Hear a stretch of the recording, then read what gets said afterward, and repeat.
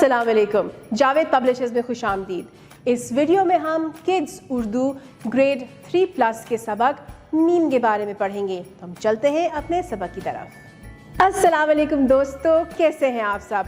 हम दोनों बिल्कुल ठीक हैं। और अभी थोड़ी देर पहले हम बात यही कर रहे थे कि आज हम भला क्या बात करें आपसे। तो फिर मैंने डोडो से कहा कि डोडो, हम बात कर रहे थे अपनी दादी जान की और उनकी कहानियों की, तो क्यों ना आज भी हम दादी जान की कोई बात बताएं। हुआ कुछ इस तरह कि पिछली गर्मियों की छुट्टियों में हम दादी जान के साथ उनके गांव गए थे। बहुत मज़ा आया था वहाँ पे। हाँ, गर्मी तो थी और मच्छर भी थे, थोड़े से मोटे मोटे से, और वो हमें आके काटते थे, मगर उसमें फ़र्क कोई नहीं पड़ता था क्योंकि हम रात को मच्छरदानी में सोया करते थे। तो उससे ना मच्छर से हम ज़रा बच जाते थे, है ना। और वहाँ पे रात को लाइट तो होती नहीं थी, तो कभी लाइट तो कभी मोमबत्ती जला करती थी, और जब मोमबत्ती ख़त्म हो जाती तो फिर अंधेरा छा जाता था और फिर हमें डर भी लगता था। चलो कोई बात नहीं, वो तो एक अलग बात है। लेकिन हम आपको ये बताएंगे कि हमने वहाँ पे देखा क्या क्या। हमने दादी जान के साथ गाँव की सैर की। वहाँ पे हमने लहलहाते हुए खेत देखे और वो मूली के खेत थे, जो कि वहाँ पे हमने मूलियाँ निकाली भी थी और वापस आके हमने उन पे नींबू निचोड़ के खाया भी था। बहुत मज़ा आया था। खैर, जब हम लहलहाते हुए मूलियों के खेत के बाहर से गुजरे तो हम आगे गए एक अदद बाग में, और वो बाग किस चीज़ का था? माल्टों का बाग था। और वहाँ पे हमने, माल्टे तो नहीं थे, गर्मियों में कौन से माल्टे होते हैं। खैर, हमने वहाँ पे मोर देखे और हमने वहाँ पे 2-3 सब्ज़ रंग के मेंढक भी देखे थे जो उछल रहे थे। कैसे उछलते थे मेंढक? बिल्कुल इसी तरह करके उछलते हैं मेंढक। खैर, डोडो भी फिर इसी तरह करके उछलने लगा। तो दादी जान ने कहा, अब हम चलते हैं घर।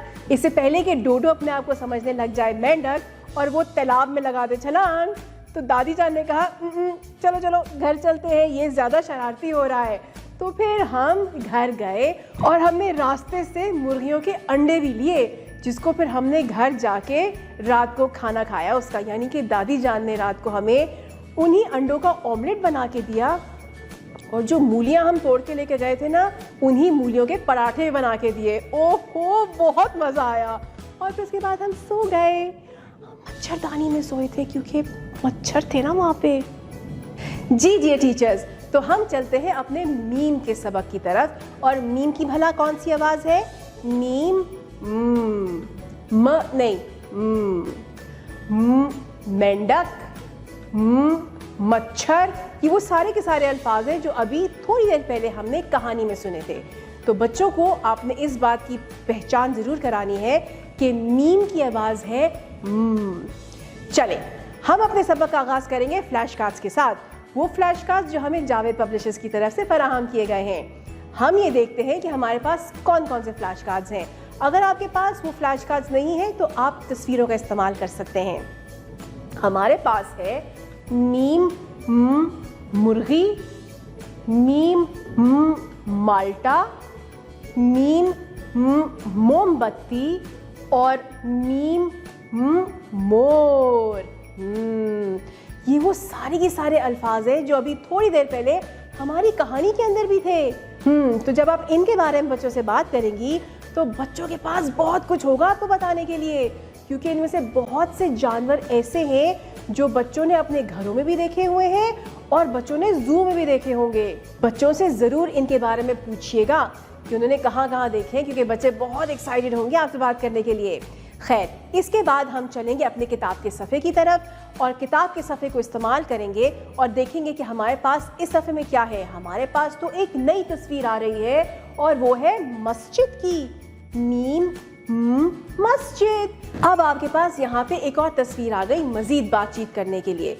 इस तस्वीर को इस्तेमाल कीजिए इखलाकियात का सबक देने के लिए।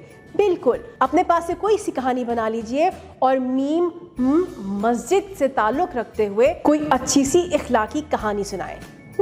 दो कहानियाँ सुना लेंगे तो कोई फ़र्क नहीं पड़ेगा, बच्चे ज़्यादा इंजॉय करेंगे, इनको ज़्यादा मज़ा आएगा और वो ज़्यादा दिलचस्पी के साथ आपकी क्लास में बैठेंगे। जब आपने ये वाला काम कर लिया हो और बच्चों को मीम की पहचान और दोहराई हो जाए अच्छी से, तो फिर हम चलेंगे अपने अगले हिस्से की तरफ, और वो है तलाश करना। यानी हमने ढूंढना है अल्फाज के अंदर मीम को।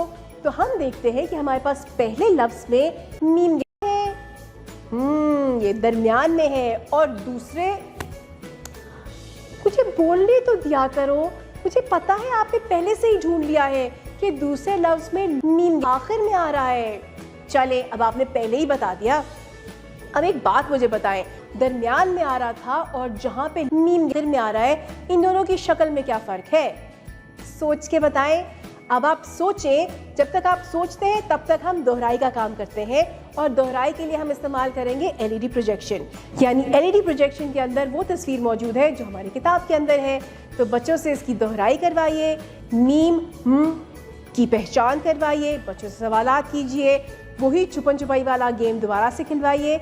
जब आपने दोनों लफ्ज़ों के बारे में बच्चों से बातचीत दोबारा कर ली हो, यानी कि बच्चों से पूछ लिया हो कि इन दोनों लफ्ज़ों में मीम कैसे मुख्तलिफ दिख रहा है, तो फिर हम चलेंगे अपने अगले लिखाई की तरफ। मीम को लिखने के लिए हम एक छोटा सा दायरा बनाएंगे, हम बनाते हुए एक सीधी लकीर नीचे की तरफ ले आएंगे।